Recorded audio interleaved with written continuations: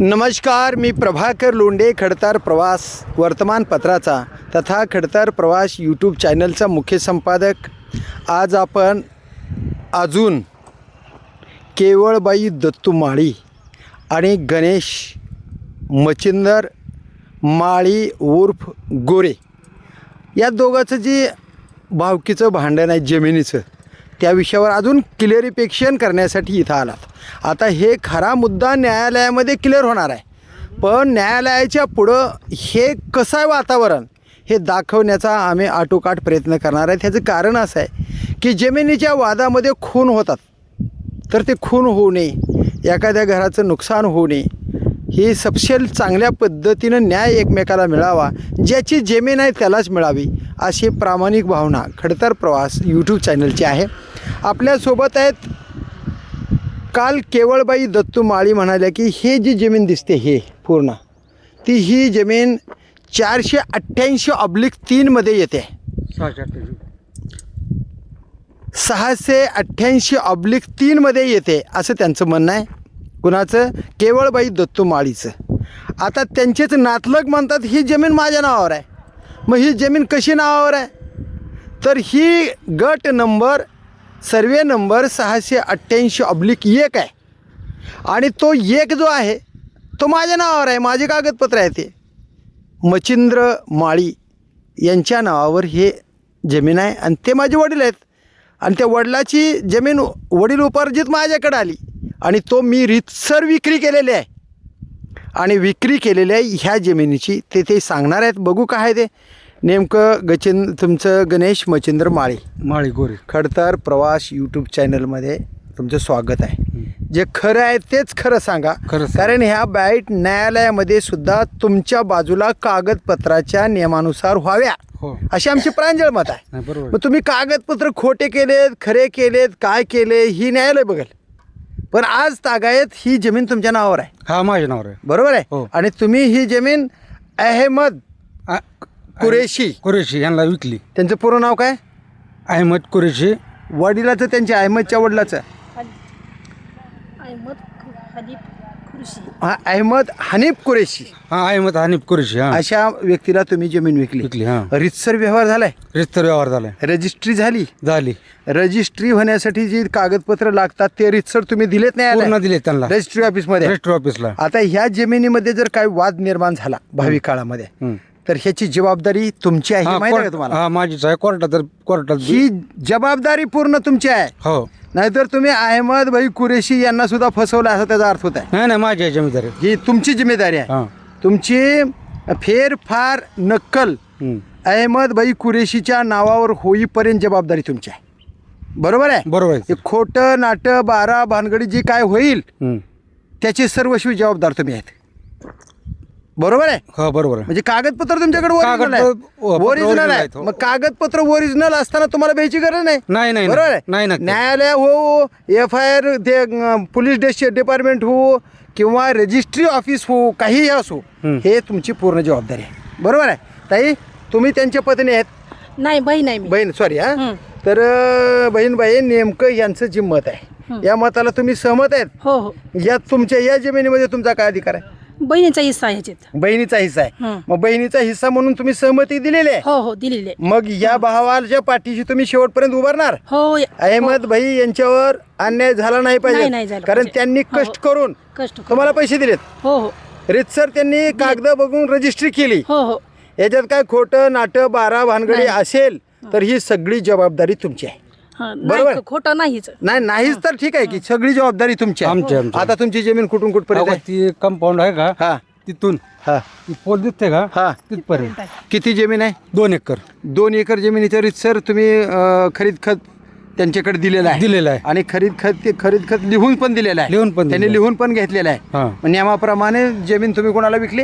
अहमद हनीफ कुरेशीला। आणि अहमद हनीफ कुरेशी यांना विकलेले आहे। मग त्यांचा जर काय वाद वगैरे निर्माण झाला तर ही सगळी जबाबदारी तुमची आहे। म्हणजे ह्या कोपऱ्यापासून या कोपऱ्यापासून ती पानपट्टीचा भाग वगैरे जे आहे आणि ही रोड कुणी केला? तर त्या माणसाने त्या विरोधकांनी केला. विरोधकांनी केला. तर त्या कंपाऊंड म्हणजे ही कंपाऊंड जी आहे ती कुणी मारलं? नाही ती लेटीचा पोल आहे हा. का तिथं आपला बांधाचा. बर तोडला त्या त्यांनी. पहा. तर नियमाप्रमाणे काही हरकत नाही. नाही काही हरकत नाही. तर हे अहमद हनीफ कुरेशी यांना गणेश मच्छिंदर माळी उर्फ गोरे यांनी रीतसर त्यांचे कागदपत्र बघून ही जमीन विक्री केलेली आहे. जर भावी काळामध्ये या जमिनीचा वाद निर्माण झाला, काही कुटाणा झाला तर सर्वस्वी जबाबदारी गणेश माळी यांचीच राहील अशा पद्धतीनं त्यांनी सांगितले. तर बघूया कागदपत्राच्या आधारे नेमकं जमीन कुणाची आणि जमीन अहमदभाई कुरेशी यांच्या नावावर कशी फेरफार रजिस्टर होणार आहे ते बघूया येणाऱ्या काळातच. मी प्रभाकर लोंढे, खडतार प्रवास वर्तमानपत्राचा तथा खडतार प्रवास यूट्यूब चॅनलचा मुख्य संपादक. या चॅनलला सबस्क्राईब करा, शेअर करा, लाईक करा, बेल आयकनचं बटन दाबा आणि कमेंट बॉक्समध्ये आपले विचार नोंद करा. बातम्या कागदपत्र बघून खऱ्या ती खऱ्या आणि खोट्या ती खोट्याच खडतर प्रवास दाखवणार आहे. अन्याय कोणावरही होणार नाही याची दक्षता खडतर प्रवास कागदपत्र बघून घेत आहे. तर न्यायालय नेमकं रजिस्टर ऑफिस नेमकं कोणाची जमीन आहे ते सिद्ध करेल. तोपर्यंत आपण वाट पाहूया. धन्यवाद. धाराशिवकर. हे कागद बी आपले दिलेले आहेत. हे आपण विमा भरलेला अर्ध दिलेले नाही आहे हे ज्या ठिकाणी गरज आहे. आणि त्यांची निजाम शेखची हे या ठिकाणी गणेश मच्छिंद्र गोरे हे नाव येतं आहे. हेच आहे ते. हे गणेश मच्छिंद्र गोरे. तुमच्या वडिलांचं नाव सांगा बघू. मच्छिंद्र यशवंत गोरे. आणि गणेश मच्छिंद्र गोरे. वंदना राजेंद्र फुटाणे कोण आहेत? बहीण आहे माझी. माधुरी बालाजी माळी. बहीण आहेत ती. उमा सतीश सोनके. हा, बहीण आहे. सीमा विजय माळी. मी. तुम्ही जीवनमाळी. जीवनमाळी. तर हे सगळे समोर आहेत. तर बघूया येणाऱ्या काळामध्ये अहमदभाई कुरेशी यांनी रीतसर जमीन खरेदी केलेली आहे आणि रीतसर जमीन त्यांच्या नावे कशी होईल त्याच्यासाठी शेवटपर्यंत हे अधिकृत जमीन विक्री करून त्यांच्या नावावर फेरफार होईपर्यंत आम्ही त्यांच्या सोबत आहेत मारायची धमकी. असे सांगत आहेत. आणि ही जमीन का विकली म्हणून तुम्हाला मारण्याची धमकी दिली म्हणून आम्ही मारण्याची जमीन- धमकी दिली, म्हणून कुठं बी अडवायले. विकली, अडवायले म्हणून हा, विकली बघा शेती. हे महत्वाचं. ही जमीन विकण्याचं आणि- कारण काय? तुम्ही नोकरदार आहेत का? हा नोकरदार आहे मी. हा. आणि नोकरदार आहात आणि इथं या जमिनीमध्ये वहिवाट करण्यासाठी जर आलात तर मारायले धमक्या जीव दिल्या. मारण्याची जीव धमकी मारण्याची देत धमक्या आहेत दिल्या. है ना. हा. आणि ते जीव माझा जाऊ नये, माझं कुटुंब नष्ट होऊ नये, कोणाचा खून खराबा होऊ नये म्हणून तुम्ही जमीन ते विकली. जमीन हा म्हणून निघली आणि म्हणून आम्ही इकडे जमीन येत नाव. बघा ही भीतीपोटी जमीन विकलेली आहे. हा. त्यांनी महाग ती तुम्हाला व्हिडिओ मग दाखवलता. हा. ते व्हिडिओ हा, तुमच्या भावाला- चुलत भावाला त्यांनी धमकी दिली, मारले, शिव्या दिल्यात. त्याच भावाच्या नावावर बी आहे ना ती जमीन. भावाच्या नावावर 18 गुंठे जमीन आहे. हा ते 18 जण कुठं आहे म्हणून शिवागाळ केलेलं. तिकडं आहे पण तिकडं आहे त्याची जमीन त्या कंपाऊंडच्या कंपाऊंड आहे का.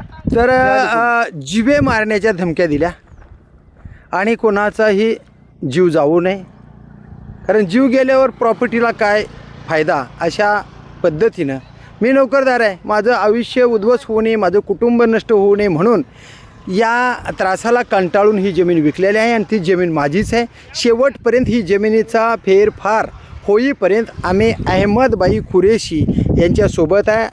फेरफार झाल्यानंतरच आमचा व्यवहार मिटला. बरोबर आहे? हो. तर फेरफार होईपर्यंत तुम्ही अहमदभाईला साथ देणार. देणार, हो, हो, देणार. देणार. तर पाहूया येणाऱ्या काळामध्ये कशा पद्धतीने हे वाद मिटेल.